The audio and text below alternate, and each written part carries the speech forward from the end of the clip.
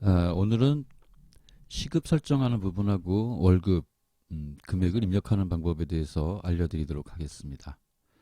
자, 지금 일정 관리를 눌렀는데요. 일정 관리에서도 보면은 여기도 시급 조정란이 있죠. 그리고 또 급여 관리를 보시면은 똑같은 화면이 또 한 군데 자리하고 있어요. 시급 조정이라고 이 버튼이 보이시죠? 같은 화면. 업무의 그 효율성 때문에 두 군데다가 같은 화면을 자리하게 만들어 놨습니다.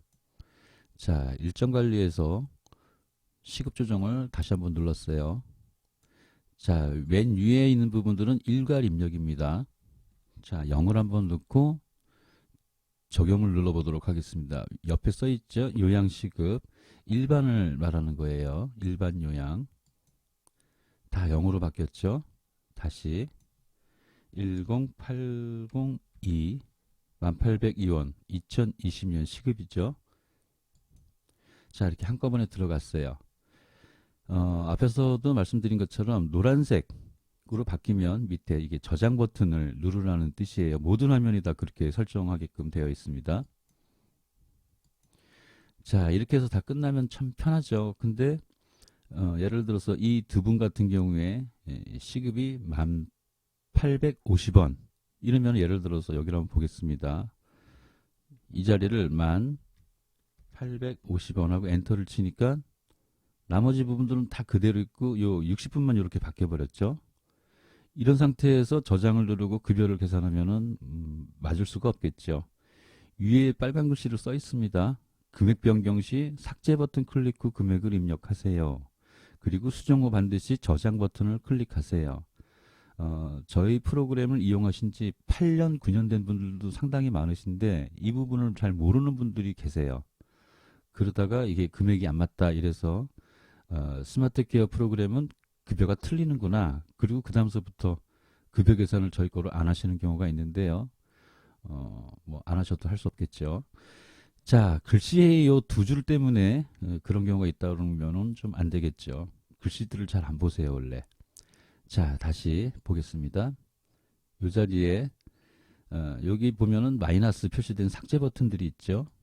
요 자리에다가 1850원 하고 엔터 그리고 저장 버튼을 누르시면 되세요.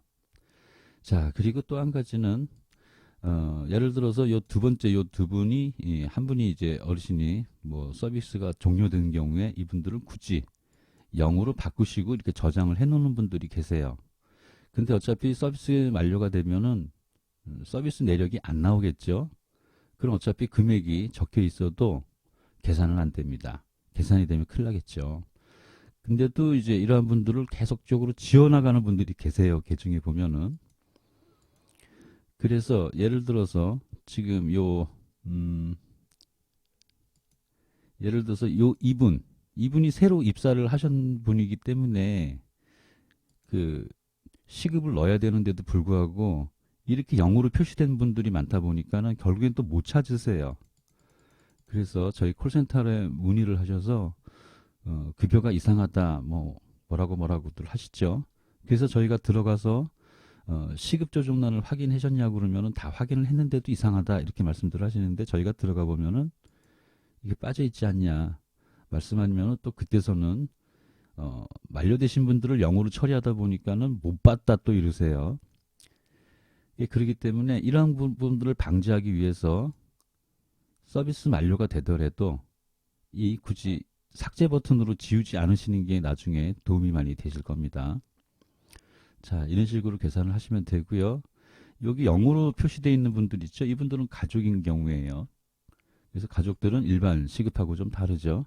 그래서 여기 일반적으로 16,000원 넣고 엔터를 치면 이게 다 들어가는데 또 마침 이분이 그 5등급인 경우가 있죠. 5등급의 경우에는 그 2시간 일을 해더라도 1시간 시급밖에 공단에서 주질 않죠.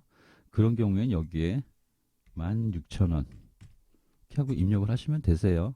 저희 프로그램은 차등 시급이 다 적용이 됩니다. 차등 시급이라고 하는 거는 예를 들어서 60분에 1802원이고 2시간에는 내가 22,000원을 주겠다면 22,000원을 넣으시면 120분이 된 경우에 22,000원이 자동으로 들어가게 돼 있어요. 그리고 180분에는 34,005인데 요 자리에는 32,500원을 주겠다. 32,500. 그럼 또 180분이 적용이 되면 이 금액이 적용이 되겠죠. 이렇게 차등 시급자가 적용이 되고요. 또 추가로 공단 대비 수가 몇 퍼센트로 주겠다라고 하는 경우도 설정이 되는데 일단은 그 부분까지 말씀을 드리면은 복잡해지기 때문에 일단 간단한 설정 방법만 말씀드리도록 하겠습니다. 자, 이렇게 하시면 되고요. 그리고 예를 들어서 그 가족의 경우 이렇게 120분에 16,000원을 준다. 나누기를 하게 되면 결국엔 시간당 8,000원을 주는 게 되기 때문에 우리 시급은 1,802원이죠. 최저시급 위반이 되세요. 또 급여 생성한 뒤에 보존수당에 마이너스가 나오는 경우 있는데 그 옆에 칸에 보시면은 조정급여라는 항목이 있습니다. 잠깐 보겠습니다. 여기 보시면은 요 자리들이 이제 보존수당 자리인데요. 여기는 다행히 마이너스가 없죠. 예를 들어서 뭐 마이너스가 금액이 나와 있는 경우에 조정금요에 그 금액만큼 또 마이너스 금액을 넣으시면 안 되고요. 뭐 예를 들어서 마이너스 1,000원이다 그러면 조정금액 그냥 1,000원 넣으시고 엔터를 치시면은 최저시급 위반도 안 하고 금액을 맞출 수 있게 되어 있습니다. 자, 그리고 월급제인 분들도 계시죠. 직원관리를 한번 보겠습니다. 예를 들어서 여기 사회복지사님이 한 분 계시죠. 이분 같은 경우에 옆으로 쭉 보시면은 혹시 뭐 차를 갖고 다니시는 분이다 그러면 차에 체크하시고 또 체크를 했으니까 또 마찬가지로 엔터를 치셔야겠죠. 엔터를 치니까 노란색으로 바뀌었어요. 그리고 옆에 보시면 주 5일제 이렇게 있는데 주 5일제는 시간제란 얘기입니다. 그리고 월급제는 월급제로 바꾸시고요. 그리고 여기 금액 예를 들어서 뭐 200만 원이다. 이렇게 엔터를 치시면 되는데 예를 들어서 사무원 같은 경우에 뭐 아르바이트로 뭐 오셔서 100만 원을 주는 분이 한 분 계시다. 그런 경우에는 직원 추가 버튼을 누르시고 그분은 사회복지사가 아니라 직함을 사무원으로 고치셔야겠죠. 예를 들어서 이분이 사회복지사가 아니라 사무원이다. 그러면 사무원 이렇게 해서 급여를 계산하게 되면 직접인건비에 포함이 되지가 않습니다. 그래서 그리고 또 이분 같은 경우에 한 달에 한 번 쉰다 그러시면은 여기 연간 연차를 0으로 고치시고 이렇게 저장을 누르시면 되겠어요. 자, 이렇게 설정을 바꿨습니다. 이렇게 설정을 바꿨다 해서 급여가 나오진 않아요. 이 8번에 김 땡땡이라고 제가 표기를 해놨는데 이분에 대해서 이분을 찾아서 그분 것만 예를 들어서 그분이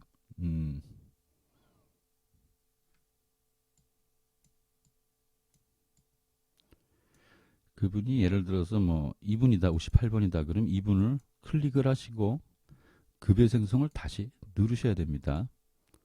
그렇게 해야 정상적으로 되지 예를 들어서 시급 조정을 바꿨다고 해서 급여가 바뀐다든가 아니면 또 직원관리에서 월급을 뭐 금액을 넣었는데 왜 금액이 나오지가 않느냐.